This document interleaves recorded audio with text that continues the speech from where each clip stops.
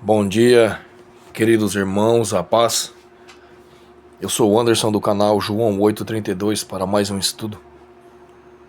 E hoje daremos sequência ao livro História dos Hebreus, a partir do livro 15º.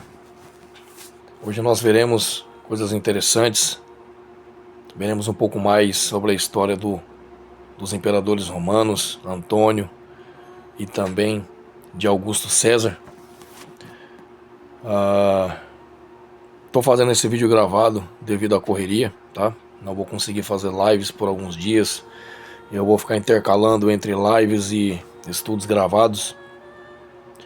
Mas o que importa é que o canal ele vai continuar tendo material, tendo estudo, tá ok? Para os irmãos que gostam de acompanhá-lo. Aquele recadinho breve. Deixa o seu like se você estiver gostando do conteúdo. Deixa o seu dislike também, se você não estiver gostando. Ajude a compartilhar os estudos do canal para que o YouTube veja que pessoas estão acessando, estão gostando do conteúdo. tá ok? E recomende sempre os nossos vídeos. Nesse vídeo eu não vou comentar sobre guerra de Israel. Eu pretendo fazer um vídeo curto, só falando sobre isso, sobre o que eu penso, tá ok? Mas nada com viés de política, geopolítica, apenas uma reflexão para que os irmãos fiquem atentos, tá ok? Nos dias que estão por vir. Então, sem mais delongas, se o irmão quiser acompanhar aí, preste atenção, ou compre, né, o livro da história dos Hebreus, para que a gente possa fazer esse estudo junto. Capítulo 1 do livro 15 diz assim: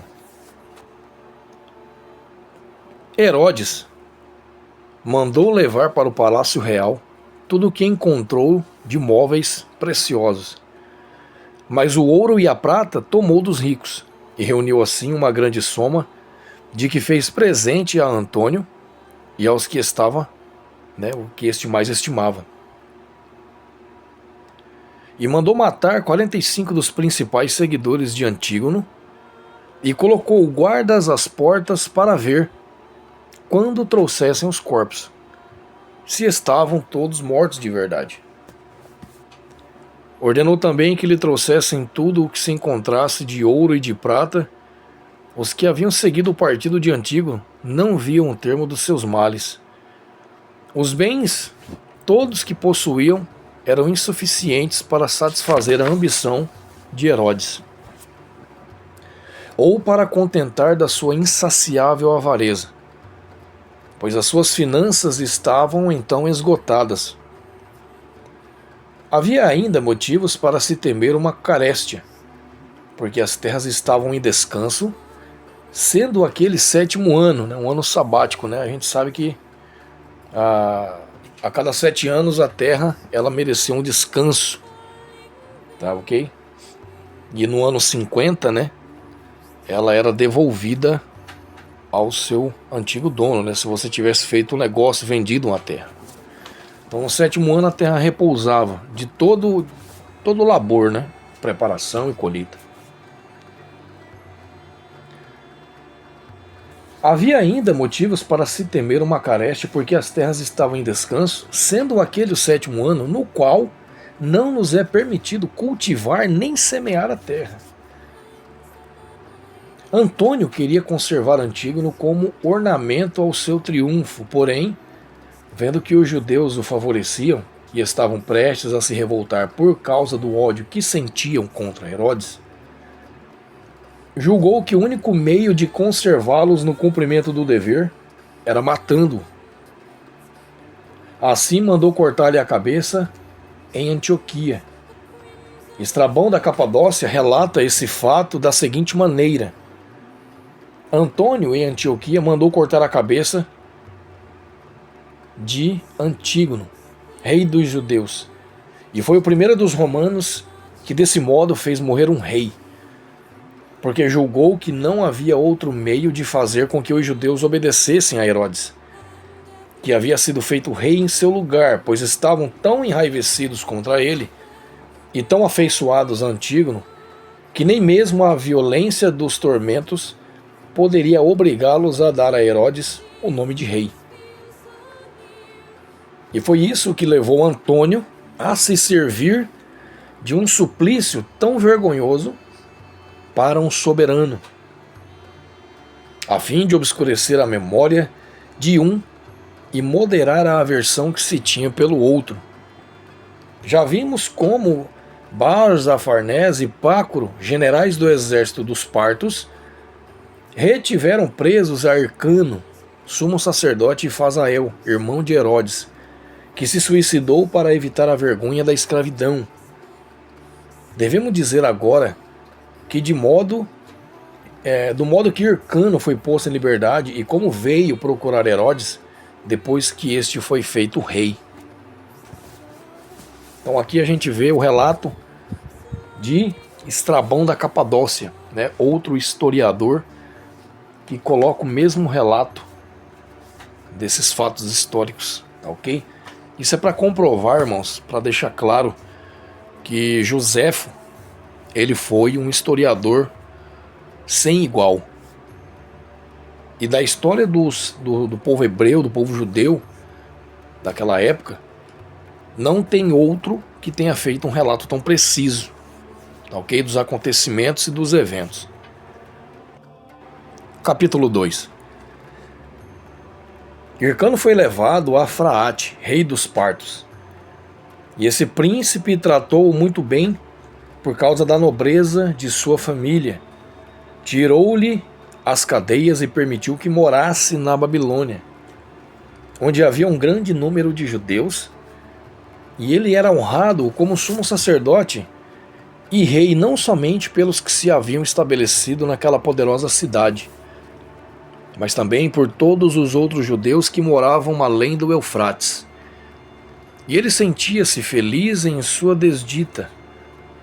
E quando soube que Herodes subira ao trono, concebeu as maiores esperanças, tanto porque o rei naturalmente amava os seus parentes e aliados, quanto por julgar que, tendo-lhe salvado a vida quando ele corria o risco de ser condenado, nada mais esperava dele senão reconhecimento.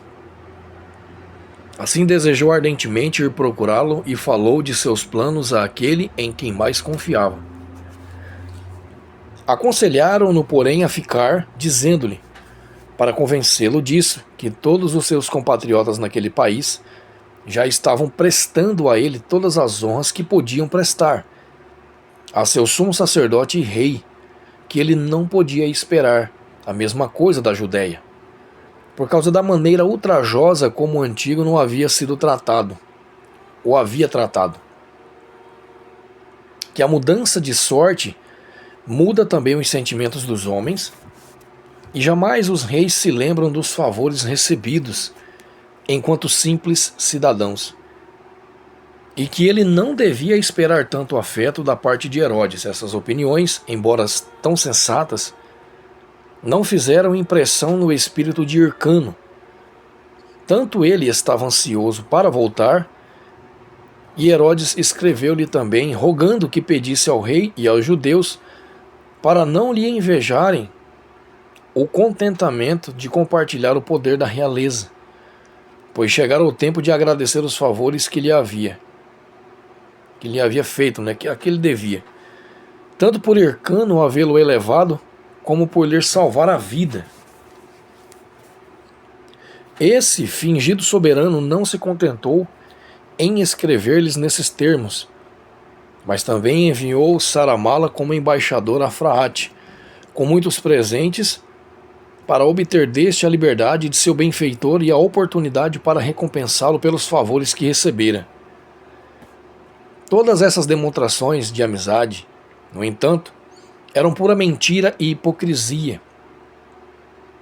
A única coisa verdadeira nisso tudo era que ele havia usurpado a coroa e temia uma reviravolta. Por isso desejava com ardor ter Hircano ao seu alcance para poder matá-lo. Lembrando que Herodes ele era um cara perturbado, ele temia sempre que alguém estava conspirando contra ele, queria tomar o trono dele. Então, a qualquer sinal de risco para o trono dele, ele mandava matar. E lá na frente a gente vai ver que, inclusive, ele mandou matar os próprios filhos e a esposa, tá ok? Se eu não me engano, a esposa também. Caso julgasse tal conveniente para sua própria segurança, como nos faz ver a continuação dessa história. Hircano foi posto em liberdade pelo rei dos partos e os judeus que estavam na Babilônia. Forneceram-lhe o dinheiro necessário para a viagem. Herodes tratou-o com muita deferência, dava-lhe sempre o primeiro lugar nas assembleias e nos banquetes, chamava-o de pai, e tudo fazia para que ele não suspeitasse de sua traição, porque desejava a todo custo conservar a posse da coroa e reforçar a sua recente autoridade. Isso causou dissensões domésticas que excitaram grande perturbação por motivo que vou relatar. O temor de que uma pessoa de origem ilustre fosse construída no sumo sacerdote levou Herodes a mandar vir da Babilônia um sacerdote chamado Ananel, oriundo de uma das mais obscuras famílias, investiu nesse cargo Alexandra, mãe de Hircano e viúva de Alexandre, filho do rei Aristóbulo, de quem ele tivera um filho de nome Aristóbulo, como o avô, e uma filha de nome Mariana, mulher de Herodes, ficou muito sentida com a justiça que este fez ao filho, preterindo-o para honrar com tão excelsa dignidade um homem de nenhum mérito. Ela então escreveu a Cleópatra por meio de um músico, rogando-lhe que pedisse a Antônio o cargo para o filho. A rainha prestou-lhe de boamente aquele favor, mas nada pôde obter.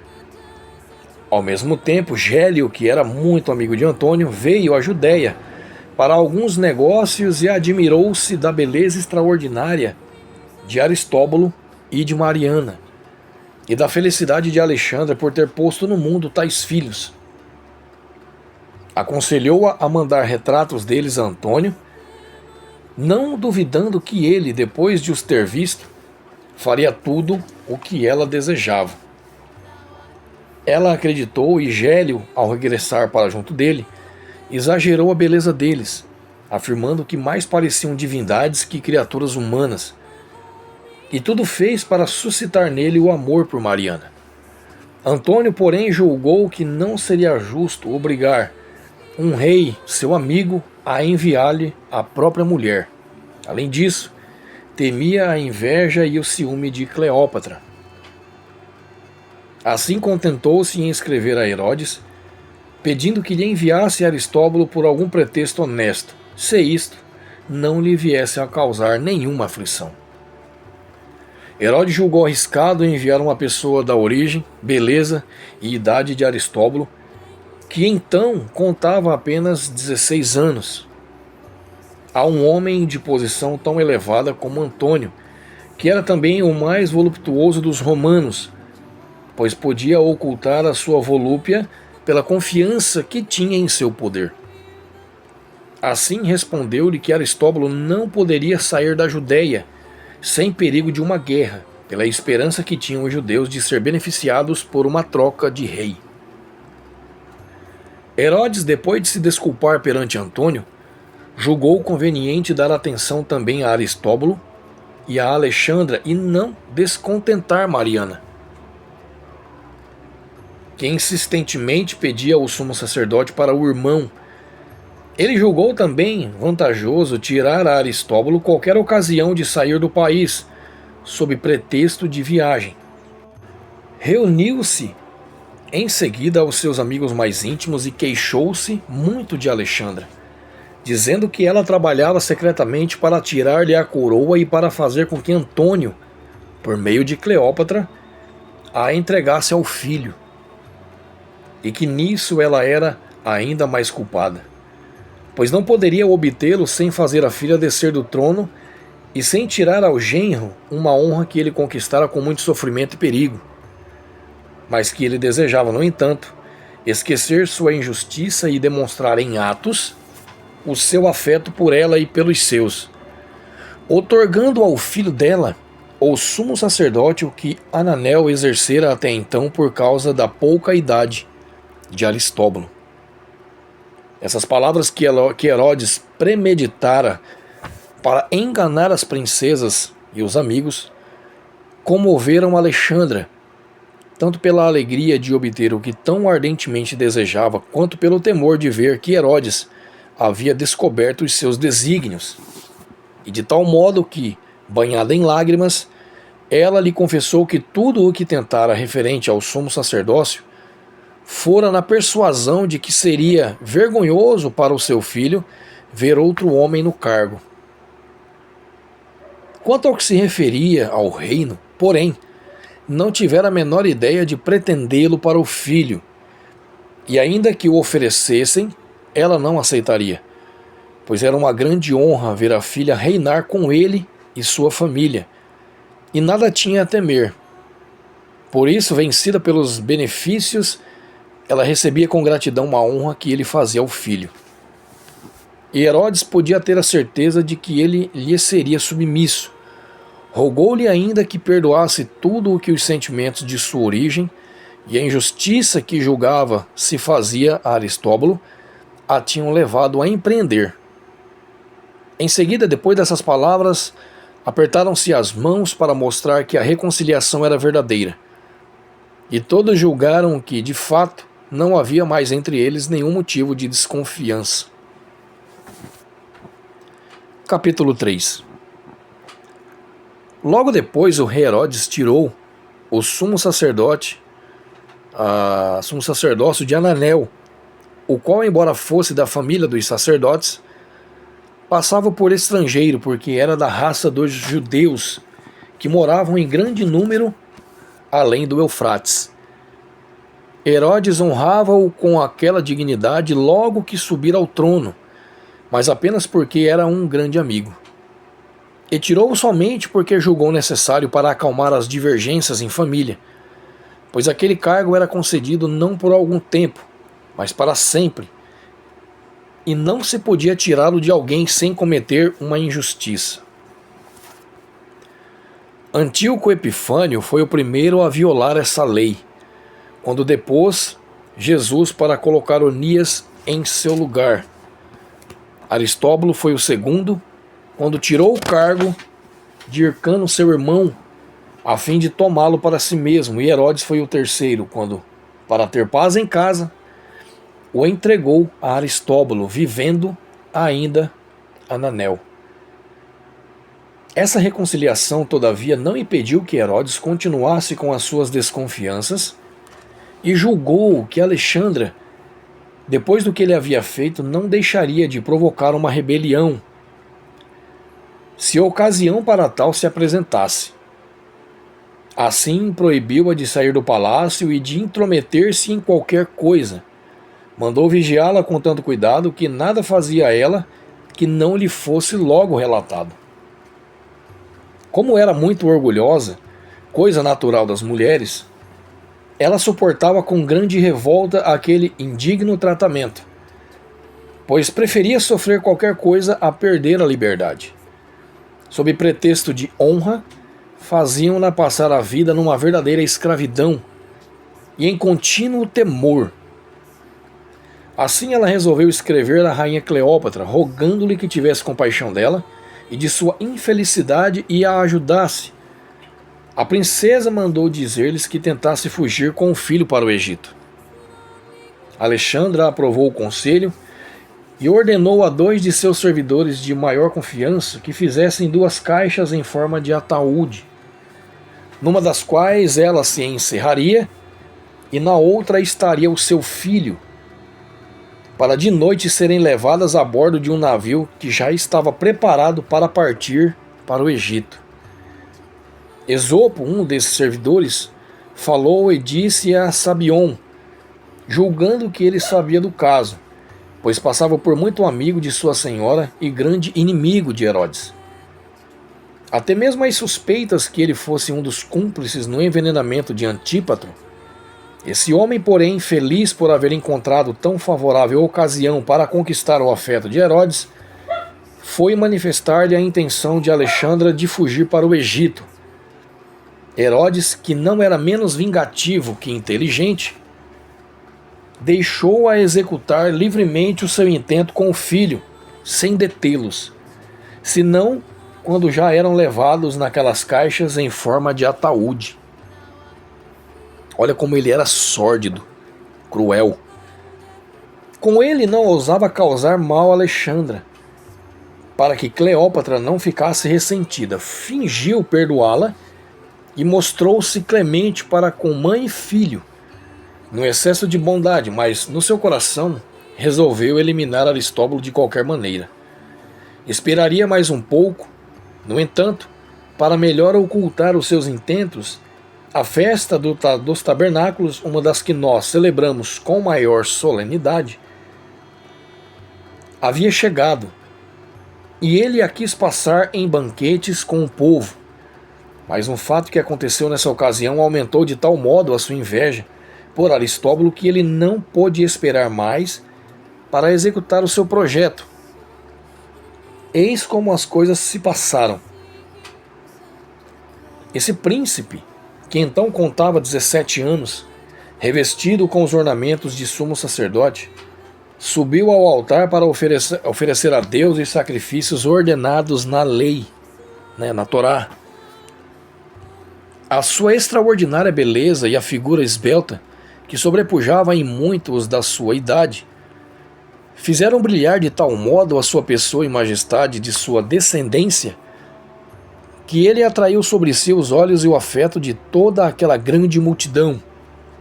Esse fato renovou no espírito do povo a lembrança dos grandes feitos de Aristóbulo, seu avô.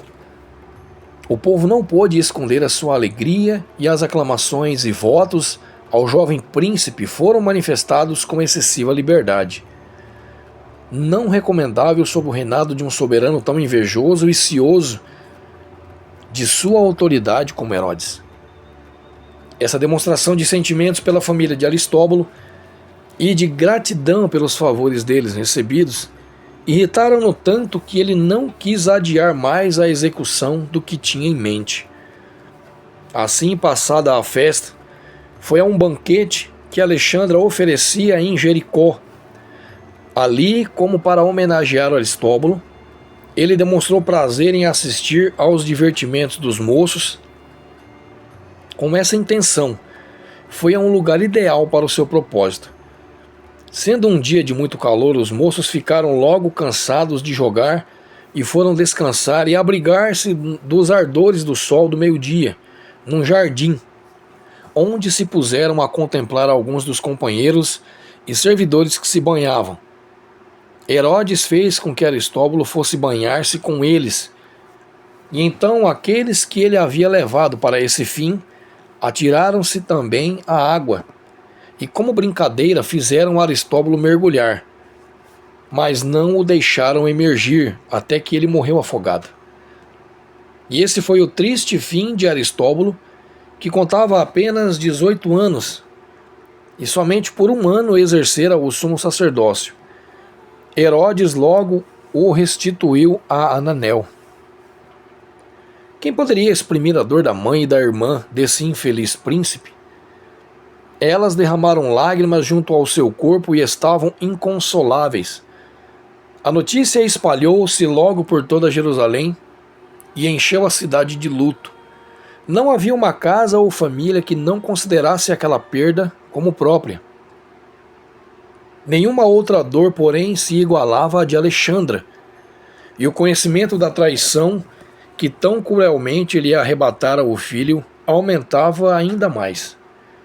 Era, no entanto, obrigada a dissimular pelo temor de um mal maior.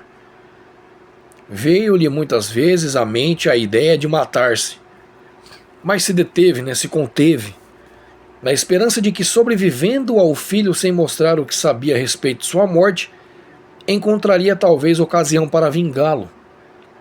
Herodes, por sua vez, usava de todos os meios para persuadir a todos de que não tivera naquilo a mínima participação, e não somente com palavras procurava demonstrar a sua tristeza e pesar, mas a elas ajuntava lágrimas aos quais pareciam tão espontâneas que poderiam passar por verdadeiras.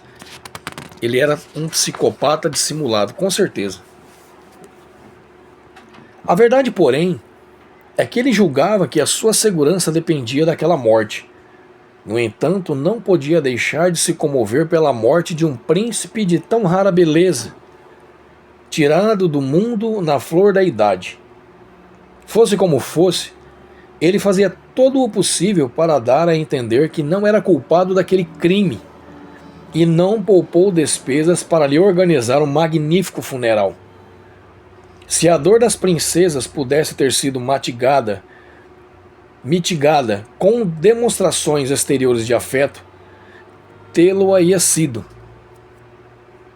Sem dúvida, pela quantidade de preciosos perfumes que eles fizeram queimar sobre o túmulo e pelos ornamentos de que o enriqueceu, com magnificência mais que real. Capítulo 4. A perda de um filho tão amável fez uma ferida tão profunda no coração de Alexandra que nada podia consolá-la. Seu pesar renovava-se todos os dias. com sentimentos tão vivos que todos os animavam continuamente a se vingar. Ela escreveu então a Cleópatra narrando como Herodes lhe havia arrebatado o filho com tão detestável traição. A rainha, que sempre fora inclinada a ajudá-la, teve tanta pena de sua desdita que tudo fez para persuadir Antônio a vingar uma morte tão deplorável. Falou-lhe como de coisa horrível, na qual ia também algo de honra dele. Pois Herodes, depois de ter sido por seu intermédio elevado ao trono, ao qual não tinha direito, praticara aquela rara crueldade, derramando o sangue daquele que era o legítimo possessor. Antônio ficou impressionado com essas palavras e, como não podia aprovar tão negra ação, caso fosse verdadeira, dirigiu-se a Laudice, dando ordem para que Herodes fosse procurá-lo, a fim de se justificar do crime do que o acusaram. Herodes, que se sentia culpado e receava a ira de Cleópatra, que ele sabia incitar continuamente Antônio contra ele, temia muito essa viagem, e a necessidade de obedecer, no entanto, o obrigou a empreendê-la, e ele deixou o governo do reino a José, seu cunhado. E aqui tem uma nota de rodapé. A continuação da história nos faz ver que José era cunhado de Herodes, e não seu tio, como se refere o texto grego. Então aqui a gente vê uma parte que um texto ele converge do outro, diverge, né? Aqui ele fala que é cunhado, e no texto grego fala que ele era tio. Ordenando-lhe em seguida que, se Antônio condenasse, ele devia imediatamente matar a rainha Mariana, sua mulher, pois ele a amava com tanta paixão que não podia tolerar que, depois de sua morte, ela passasse para outro homem. Olha como esse cara era perturbado. Além disso, considerava que ela era a causa de sua infelicidade, pois a fama de sua extraordinária beleza suscitara havia muito o amor de Antônio por ela. Depois de dar essas ordens, ele se pôs a caminho com pouca esperança de um feliz êxito. Na ausência de Herodes, José ia frequentemente visitar Mariana, quer para prestar-lhe a honra que lhe era devida, quer para tratar dos negócios do reino. Ele falava constantemente do extremo amor que o rei, seu marido, tinha por ela. Quando ele notou que, em vez de mostrar que acreditava, ela se punha a zombar, e Alexandra, sua mãe, mais do que ela ainda, um imprudente desejo de fazê-las mudar de sentimento, levou-o a revelar a ordem que recebê-la, o que comprovava que Herodes não podia tolerar que a morte o separasse dela. Essas palavras, todavia, em vez de persuadir a princesa do afeto de Herodes, causaram-lhe horror pela tirania, desumanidade que, mesmo após a morte, o tornava tão cruel para com a pessoa a quem ele mais amava na terra. Os inimigos desse príncipe então fizeram correr a notícia de que Antônio mandara matar Herodes, depois de submetê-lo a diversos tormentos. Toda a cidade de Jerusalém ficou agitada, principalmente no palácio real e no das princesas. Alexandra exortou José a sair com ela e com Mariana, a fim de se colocarem sob a proteção das águias romanas, da legião comandada por Júlio, que estava acampada fora da cidade. E assim ficaram em segurança, caso houvesse algum tumulto. E também porque ela não duvidava de que, quando Antônio visse Mariana, obteria dele tudo o que quisesse, até mesmo a restauração do trono e todas as outras honras e privilégios que o seu nascimento lhe permitia esperar. Se eu não me engano, irmãos, a legião que era comandada por Júlio César eram várias, né? Mas a principal, acho que era a 10ª legião. Pensavam assim quando receberam carta de Herodes contrariando essas notícias. Diziam que, tendo chegado onde Antônio estava, havia acalmado o seu espírito com grandes presentes, tornando-o tão favorável nas conversações que tivera com ele, que não havia mais motivo para temer os maus ofícios de Cleópatra. Porque Antônio afirmava que um rei não era obrigado a prestar contas a ninguém de suas ações com relação ao governo de seu território, pois se assim fosse, deixaria de ser rei, não podendo agir com a autoridade que tal posição lhe concede, e que não importava nem mesmo a Cleópatra a maneira como os reis governavam. Era outro demônio também, né? Nenhuma novidade do Império Romano, né? Só tinha demônio lá. As cartas acrescentavam que não havia honras que ele não tivesse recebido de Antônio, ao qual se servia dos seus conselhos e o convidava todos os dias para banquetes, embora Cleópatra fizesse todos os esforços para destruí-lo, pelo desejo que tinha de ser rainha da Judéia. Mas a justiça de Antônio estava à porta dos artifícios e calúnias da princesa. E assim ele voltaria logo, mais consolidado do que nunca em seu reino e no afeto de Antônio, sem que restasse a Cleópatra esperança alguma de prejudicá-lo, porque Antônio entregara a ela a Baixa Síria, com a condição de que desistisse das pretensões que tinha sobre a Judéia. Essas cartas fizeram Alexandra e também Mariana abandonar a ideia de ficar sob a proteção das águias romanas, mas Herodes veio a sabê-lo, e Salomé, sua irmã, e a sua mãe disso lhe falaram logo que ele chegou a Jerusalém, e depois que Antônio partiu em marcha contra os partos. Salomé fez ainda mais para se vingar de Mariana, que tinha o coração extremamente grande, mas havia censurado, numa contestação entre ambas, a baixeza da origem da outra.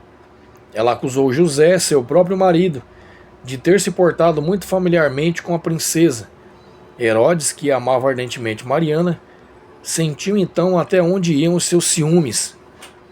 Conteve-se, todavia, embora com dificuldade para que não percebessem que a sua paixão o fazia perder o juízo.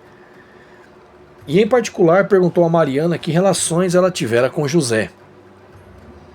Ela protestou com juramento, do qual uma pessoa inocente pode se servir para sua justificação, que nada houvera entre eles que ele viesse a ter motivo de se queixar.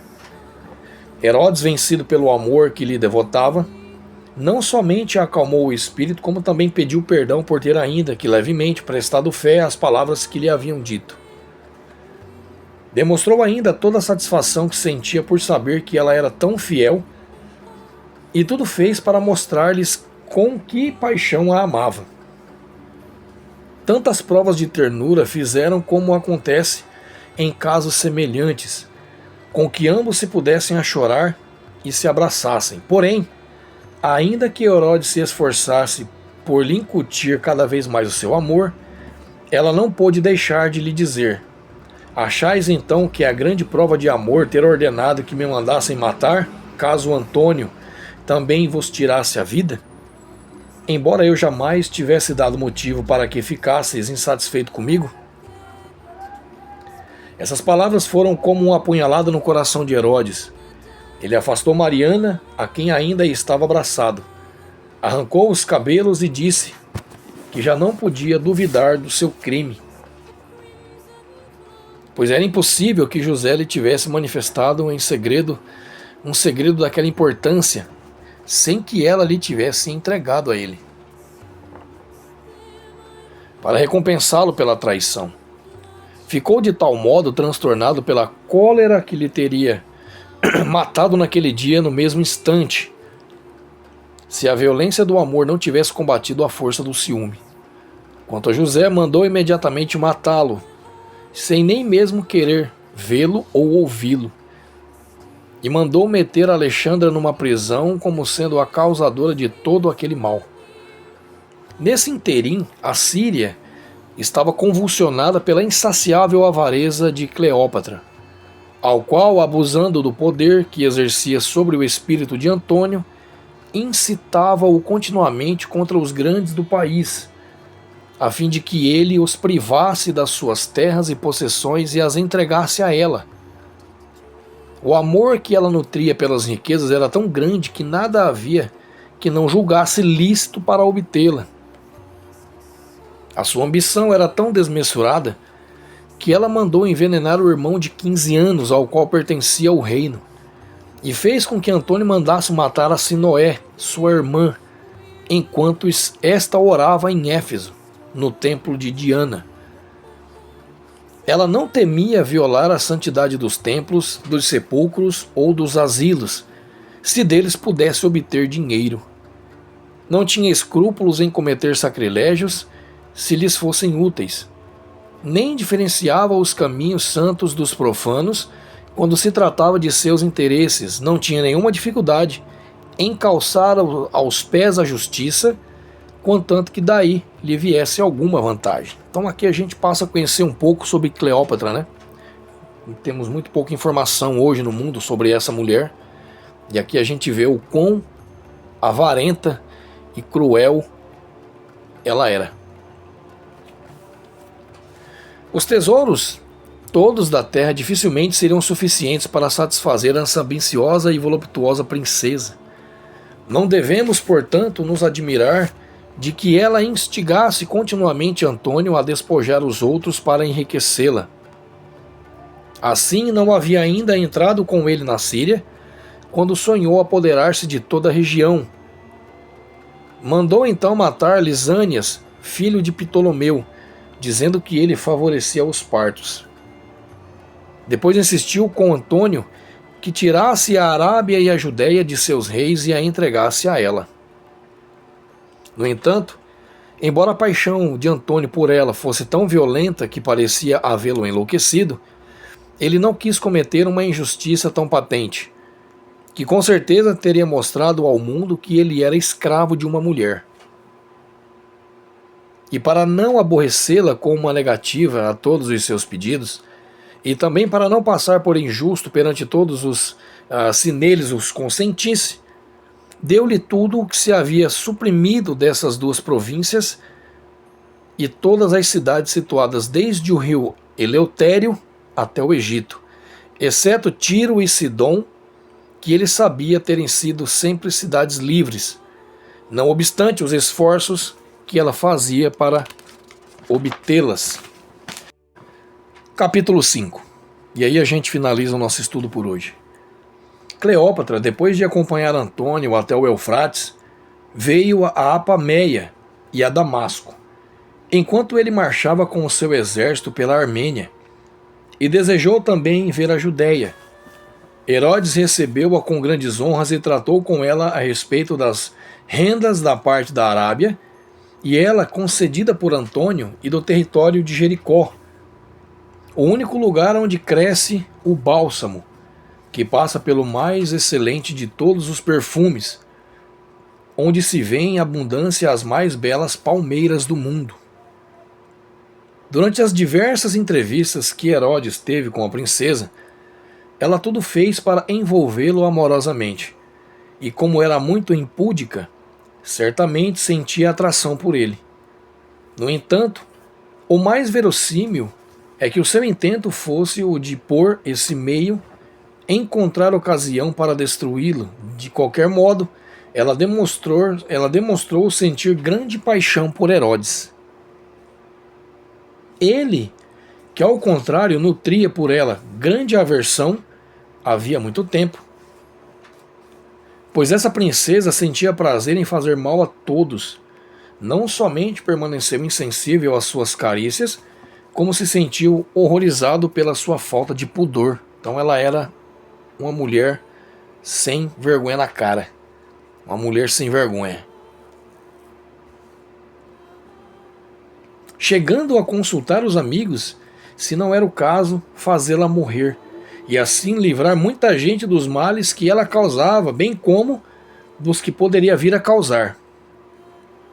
Alegou ainda que estaria fazendo um favor a Antônio, pois se a sorte deixasse de lhe ser favorável, Ele só poderia esperar infelicidade em vez de auxílio. A sua intenção era libertar o mundo daquela inimiga declarada da virtude e da justiça, o sujo falando do mal lavado. Os amigos, porém, foram de opinião contrária e disseram que não era vantagem um príncipe tão hábil como ele lançar-se em tão grave perigo, que não deveria agir com tal precipitação, que era impossível Antônio não descobrir o seu ato, que por maior benefício que Antônio viesse a obter com aquilo, a cólera por se ver daquele modo privado da princesa aumentaria ainda mais o seu amor por ela, que ele não escutaria nenhuma alegação em justificativa ao atentado, à mais poderosa rainha do seu tempo. Pois ainda que a sua morte lhe fosse útil, não se poderia negar que ele com isso seria grandemente ofendido, e que sendo evidente que Herodes nada podia empreender contra Cleópatra sem atrair sobre si e sobre a sua família grandíssimos males, julgavam que a melhor deliberação a tomar, depois que ela recusara responder ao amor da princesa, que ele recusara, era fazer em tudo ou mais o que fosse possível para contentá-la. Herodes deixou-se persuadir por essas razões e então serenou Cleópatra com grandes presentes e levou-a até o Egito.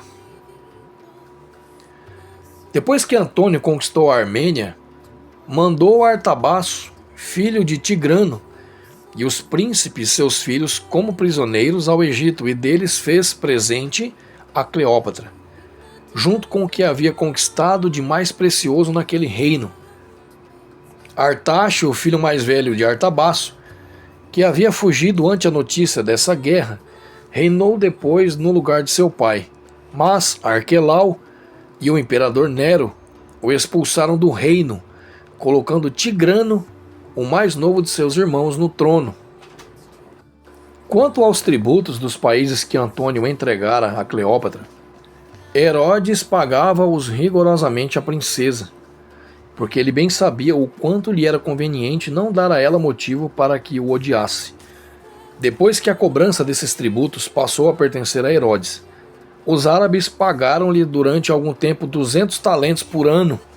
Depois passaram-lhe a tributar apenas parte desse valor. Então é isso, meus irmãos, a gente finaliza aqui no capítulo 5. Durante essa semana vamos tentar fazer mais estudos e a gente dá sequência nesse livro magnífico de história do povo judeu, do povo hebreu, e também que conta a parte histórica do Império Romano, uma parte muito interessante. Espero que o estudo venha a agradar aos irmãos e dar-lhes conhecimento da parte histórica do povo judeu, tá ok? Peço que compartilhe o estudo, ajude a divulgar o canal. Retomamos aí essa semana e aos poucos a gente vai conseguindo finalizar os estudos e colocar os vídeos no canal para os irmãos, ok? Um abraço, fiquem todos na paz, tenham um excelente fim de semana, uma excelente sexta-feira. Que o Pai seja com você, com a sua vida, com a sua família, com o seu trabalho. Um abraço e até o próximo estudo.